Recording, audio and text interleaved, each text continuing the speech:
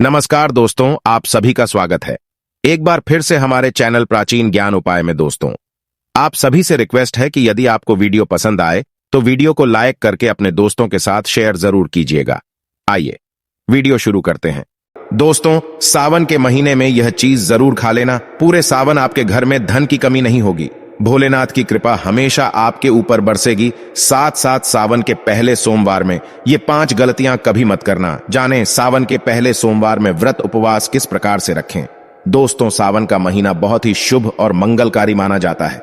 सावन का हर एक दिन उतना ही पवित्र माना जाता है जितना कि पवित्र गंगा जल। करोड़ों में कुछ खास लोग ही होते हैं जो भगवान शिव की कृपा पाते हैं। सच्चे हृदय से भगवान शिव के भक्ति करने वाला भगवान शिव का प्रिय भक्त कहलाता है। अगर आप भगवान शिव से प्रेम करते हैं तो सच्चे दिल से कमेंट बॉक्स में लिखें हर हर महादेव, ओम नमः शिवाय। भगवान शिव के लिए एक लाइक तो बनता है। दोस्तों, सावन का पहला सोमवार 10 जुलाई, दूसरे सोमवार का व्रत 17 जुलाई, तीसरे सोमवार का व्रत 24 जुलाई, चौथा सोमवार व्रत 31 जुलाई, पांचवां सोमवार व्रत 7 अगस्त, छठा सोमवार व्रत 14 अगस्त, सातवां सोमवार व्रत 21 अगस्त और आठवां सोमवार व्रत 28 अगस्त को रखा जाएगा। दोस्तों, सावन की समाप्ति होगी 31 अगस्त को और रक्षाबंधन का त्योहार मनाया जाएगा। 30 अगस्त बुधवार के दिन सावन की समाप्ति होने से एक दिन पहले रक्षाबंधन का पर्व भी मनाया जाएगा। दोस्तों, सावन में पड़ने वाले सोमवार के व्रत में कुछ खास विशेष बातें आपको पता होना चाहिए। तो आइए जानते हैं। दोस्तों, सबसे पहली बात, सप्ताह का पहला दिन यानी कि सोमवार भगवान शिव की आराधना का दिन माना जाता है। वैसे इस दिन का अधिपति सोम यानी कि चंद्र भी है, इसीलिए इसका नाम सोमवार रखा गया है। इसीलिए सोमवार के दिन भगवान शिव और चंद्रमा दोनों की ही आराधना की जाती है और व्रत रखा जाता है। सोमवार को शिव जी के लिए रखे जाने वाले व्रत शीघ्र ही फलदायी होते हैं। इसीलिए शिव जी के भक्त इस दिन अपनी किसी भी इच्छा की पूर्ति के लिए तथा सुख, समृद्धि और शांति के लिए सोमवार का व्रत अवश्य रखें। वैवाहिक जीवन सुखमय हो तथा अच्छा जीवन साथी मिले, इस कामना के साथ कुंवारी लड़कियां विशेष रूप से सोमवार का व्रत रखती हैं। दोस्तों, दूसरी बात, ज्योतिष शास्त्र में सोमवार के दिन को विशेष रूप से भगवान शिव और चंद्रमा से जोड़कर देखा जाता है और इसीलिए इस दिन वे सभी कार्य करने चाहिए जो कि भगवान शिव को अति प्रिय है। भगवान शिव के मंदिर में जाकर गंगा जल अर्पित करना चाहिए और भगवान शिव को विशेषकर रूप से प्रिय बेलपत्र को भी अवश्य चढ़ाना चाहिए।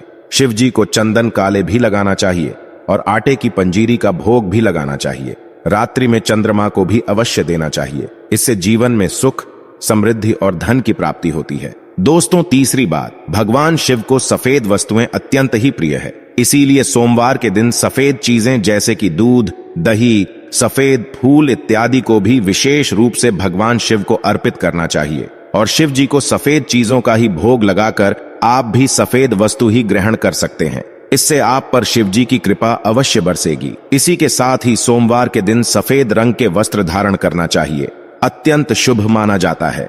दोस्तों, चौथी बात, वास्तुशास्त्र के अनुसार सोमवार को किसी आवश्यक काम के लिए घर से बाहर जाने से पहले आईना अवश्य देख लें।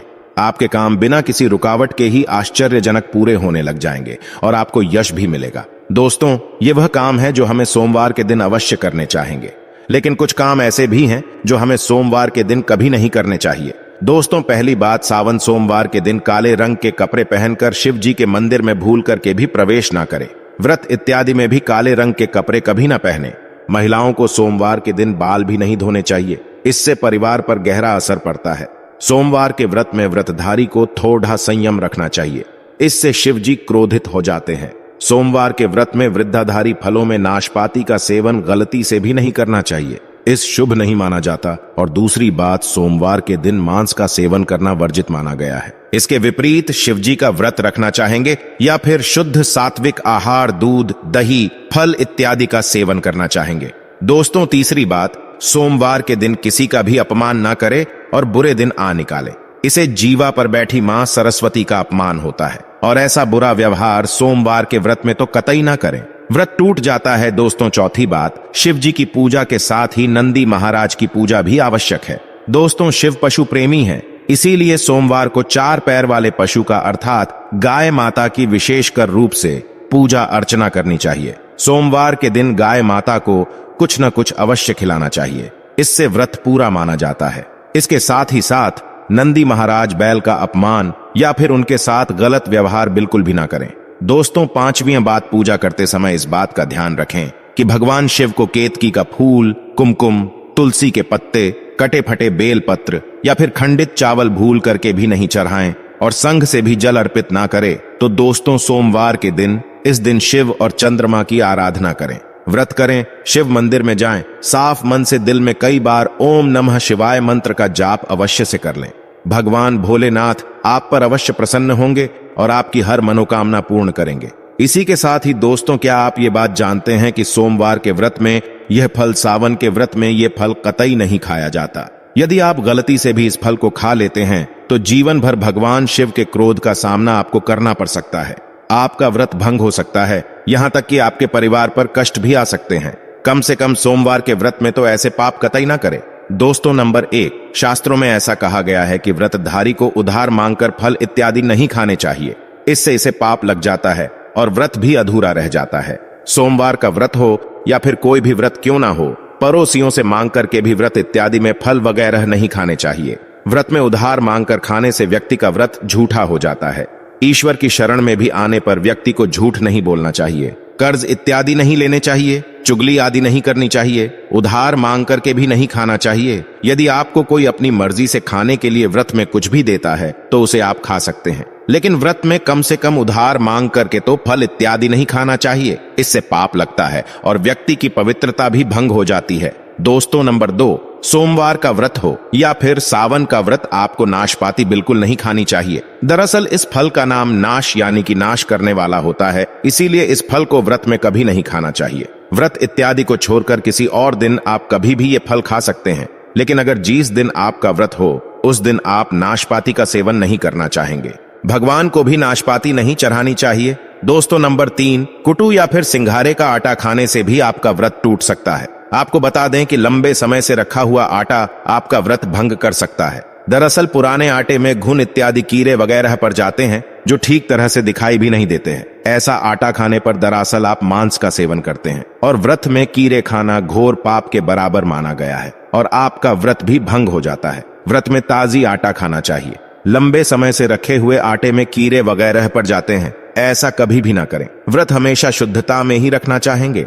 दोस्तों, सावन के इस पवित्र महीने में यदि जिस भी व्यक्ति को ये 5 संकेत मिल जाए तो उसे ये पता चलता है कि महादेव आपकी भक्ति से बहुत प्रसन्न है और आपको धनी होने से कोई भी नहीं रोक सकता है। तो चलिए दोस्तों जानते हैं। दोस्तों, नंबर 1, बैल का दरवाजे पर आना। नंदी महाराज भगवान भोलेनाथ के वाहन हैं। नंदी को भगवान शिव का द्वारपाल भी कहा गया है। नंदी महाराज को बुद्धि और ज्ञान का प्रतीक भी माना गया है। शिव के मंदिर के बाहर हमेशा नंदी महाराज विराजित रहते हैं, लेकिन अगर सावन के इस पवित्र महीने में अचानक से नंदी महाराज आपके दरवाजे पर आ जाए और घर की चौखट को सींग मारने लग जाए, तब आपको समझ जाना चाहिए कि भगवान शिव आपके घर में अब आने वाले हैं, जो कि यह एक उनके आने का विशेष संकेत है। भगवान शिव आपकी भक्ति से बहुत प्रसन्न है। वह आपके घर में खुशियां आने वाली है। आपको धनी होने से कोई नहीं रोक सकता, लेकिन याद रहे नंदी महाराज को तिलक लगाकर मीठा भोग अवश्य लगाएं। दोस्तों, नंबर 2, सावन के पवित्र महीने में अचानक से आपके सपनों में यदि शिवलिंग दिखाई दे जाए, अर्थात भगवान शिव दिखाई दे जाए, तो इससे आपको यह समझ लेना चाहिए कि अब आपके जीवन से परेशानियों का अंत जल्द ही होने वाला है। भगवान शिव आपकी सच्ची आराधना और भक्ति से बहुत ही खुश हैं और वे आपके घर में अब आने वाले हैं। ऐसे में याद रहे कि शिव की भक्ति में कोई भी कमी नहीं आनी चाहिए। घर को गंदा मत रखना, क्योंकि आपके घर में भगवान शिव आने वाले हैं। दोस्तों, नंबर 3, शास्त्रों के अनुसार ऐसा माना गया है कि नीलकंठ भगवान शिव का ही प्रतीक है। यदि आपके घर के सावन के महीने में नीलकंठ छत पर आकर बैठ जाए तो उन्हें भूल करके भी मत भगाना, क्योंकि यह भगवान शिव का ही प्रतीक माने गए हैं। ऐसे में आपको खुश होना चाहिए, क्योंकि भगवान शिव आपकी भक्ति से बहुत खुश हैं। शास्त्रों में ऐसा बताया गया है कि नीलकंठ अगर मनुष्य के घर पर आकर बैठ जाए तो साक्षात घर में महाशिव के आने के संकेत माने गए हैं। अब आपके बुरे दिन जाने वाले हैं। ऐसा कहते हैं कि श्री राम ने इस पक्षी के दर्शन करने के बाद ही रावण पर विजय प्राप्त की थी। दोस्तों, नंबर 4, सावन के पवित्र महीने में अचानक से घर में काला सांप यदि निकल आए तो इसे बहुत ही शुभ माना गया है। इसे बिल्कुल भी ना मारे। ये भगवान शिव के आने का संकेत है। जिनकी भक्ति से महादेव प्रसन्न होते हैं, तब महादेव किसी खास अवसर पर ही अपने दर्शन देते हैं। सावन का महीना बहुत ही पवित्र महीना माना गया है। यही वो महीना है जिसमें भगवान शिव धरती पर आते हैं और उसी घर में अपना आवास बना लेते हैं जो सच्चा भक्त होता है। सपनों में किसी भी मंदिर में राग नागिन का जोड़ा देखना बहुत ही शुभ माना गया है। ये घर में शिव के आने के संकेत हैं। अब आपको खुश होने की जरूरत है। दोस्तों, नंबर 5, सावन के शुभ अवसर पर सोमवार के दिन डमरू की आवाज, घंटियों की आवाज यदि सुनाई दे जाए तो यह अत्यंत शुभ माना गया है। धन्यवाद और जय शिव शंकर। यदि आपके पास किसी वीडियो के लिए और कोई विचार या प्रश्न है तो कृपया हमें टिप्पणी के माध्यम से बताएं।